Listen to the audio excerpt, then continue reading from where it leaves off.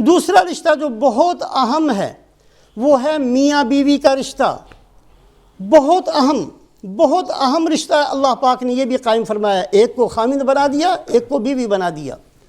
جتنے رشتے اللہ پاک نے بنائے ہیں وہ قائم ہوئے ہیں زمین پر آ کر، لیکن میاں بیوی کا رشتہ اللہ نے جنت کے اندر قائم فرمایا۔ آدم علیہ السلام کی تخلیق جنت میں ہوئی، اور پھر اللہ پاک نے آدم علیہ السلام ہی کی بائیں پسلی سے حضرت حوا کو پیدا کیا، اور حضرت حوا کو پھر حضرت آدم علیہ السلام کے نکاح میں دیا۔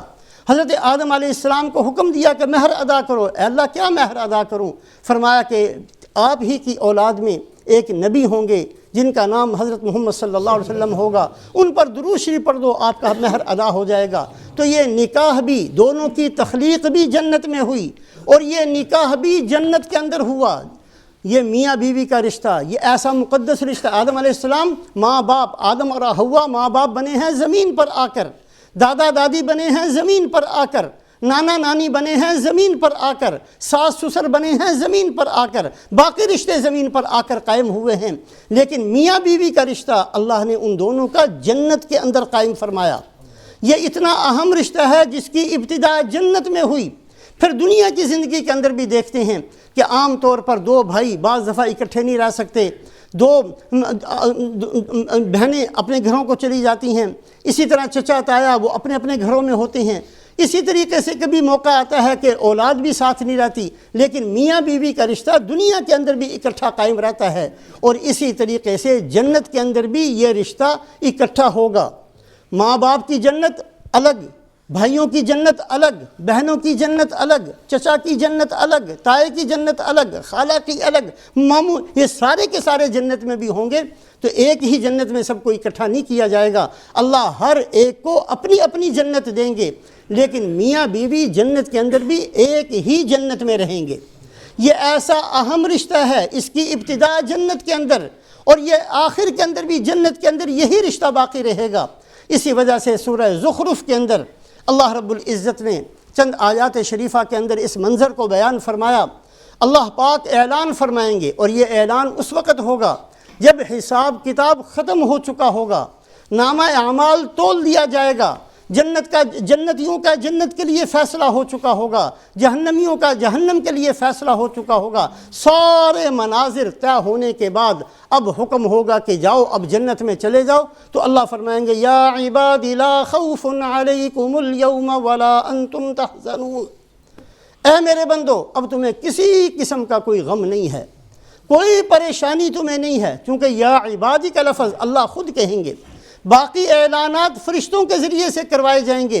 یہ پہلا اعلان ہوگا میدان حشر کے اندر، جو اللہ پاک خود فرمائیں گے یا عبادی لا خوف علیکم اليوم ولا انتم تحزنون۔ یا عبادی فرمائیں گے جس کی وجہ سے سب کے سب اپنی گردنوں کو اونچا کر لیں گے، اس میں مسلمان بھی، اس میں غیر مسلم بھی، اس میں مشرک بھی، اس میں جنتی بھی، اس میں جہنمی بھی، اس لیے کہ عباد میں اللہ کا بندہ ہونے میں تو سب کے سب شریک ہیں۔ پھر اللہ رب العزت ساتھ ہی فرمائیں گے الذین آمنوا بآیاتنا وکانوا مسلمین۔ سارے بندے مراد نہیں ہیں، صرف وہ بندے مراد ہیں جو دنیا کے اندر ایمان والے تھے، جو میری آیات کو مانتے تھے، میرے قرآن کو مانتے تھے، میرے حکموں کے سامنے گردن جھکا دیا کرتے تھے۔ الذین آمنوا بآیاتنا وکانوا مسلمین، ایسے بندوں سے خطاب ہے، باقی سب کے سب اس خطاب سے نکلے ہوئے ہیں۔ جہنم والوں کے لیے جہنم ہی ہے، اور جو مجھے ناراض کر کے آئے ہیں ان کے لیے ناراضگی ہے۔ صرف الذین آمنوا بآیاتنا وکانوا مسلمین، یہ خطاب کرنے کے بعد اللہ فرمائیں گے ادخلوا الجنۃ انتم وازواجکم تحبرون، جنت میں خود بھی چلے جاؤ، اپنی بیویوں کو ساتھ لے جاؤ۔ یہ نہیں فرمائیں گے اپنی اولاد کو ساتھ لے جاؤ، یہ نہیں فرمائیں گے اپنے بھائیوں کو ساتھ لے جاؤ، یہ نہیں فرمائیں گے اپنے چچا کو ساتھ لے جاؤ، اپنے ماموں کو ساتھ لے جاؤ، نہیں، ادخلوا الجنۃ انتم وازواجکم تحبرون، جاؤ جنت کے اندر اپنی بیویوں کو ساتھ لے کر چلے جاؤ۔ تحبرون، تحبرون کا معنی ہے اس حالت میں جنت میں جاؤ کہ ہر نعمت جو تمہیں دی جائے گی وہ کمال درجے کی دی جائے گی، گھٹیا قسم کی کوئی نعمت نہیں ہے، کھانے کی نعمتیں ہیں تو کمال درجے کی ہیں، کپڑوں کی نعمتیں ہیں تو کمال درجے کی ہیں، رہنے کی نعمتیں ہیں تو کمال درجے کی ہیں، محلات کمال درجے کے، درخت کمال درجے کے، نہریں کمال درجے کی، جنت کی ہر نعمت کمال درجے کی ہے۔ انتم وازواجکم تحبرون، تم اور تمہاری بیویاں جاؤ جنت میں چلے جاؤ۔ اللہ رب العزت نے باقیوں کو جنتیں سب کو دینی ہیں، لیکن ہر ایک کے لیے الگ الگ جنت ہوگی۔ جب چاہیں گے اکٹھے ہو سکتے ہیں، جیسے دنیا کے اندر ہر ایک کا مکان الگ ہو، جب چاہیں ایک دوسرے کے گھر میں چلے جائیں، اسی طریقے سے لیکن بیوی کا رشتہ ایسا مقدس رشتہ ہے، اس کی ابتدا اللہ نے جنت کے اندر فرمائی، اور اس کی ابتدا بھی جنت میں ہوئی اور اخیر کے اندر بھی میاں بیوی ہی جنت میں ہوں گے، اولاد اپنی جنتوں میں ہوں گی۔ سورہ طور کے اندر ایک آیت شریفہ ہے، ان الذین آمنوا واتبعتهم ایمانہم ذریتہم بایمان الحقنا بہم ذریتہم، کہ جو آدمی نیک تھے اور ان کی اولادیں بھی نیک تھیں لیکن اس درجے کی نیک نہیں تھیں جس درجے کے ماں باپ تھے، لیکن اللہ اپنے فضل سے سب کو ایک ہی درجے کی جنت دے دیں گے۔ یہ نہیں کہیں گے کہ تیرا باپ چونکہ بہت نیک تھا وہ بہت اونچی جنت میں ہے، تو تھوڑا نیک تھا تو بہت گھٹیا درجے کی، ایسا نہیں اللہ فرمائیں گے۔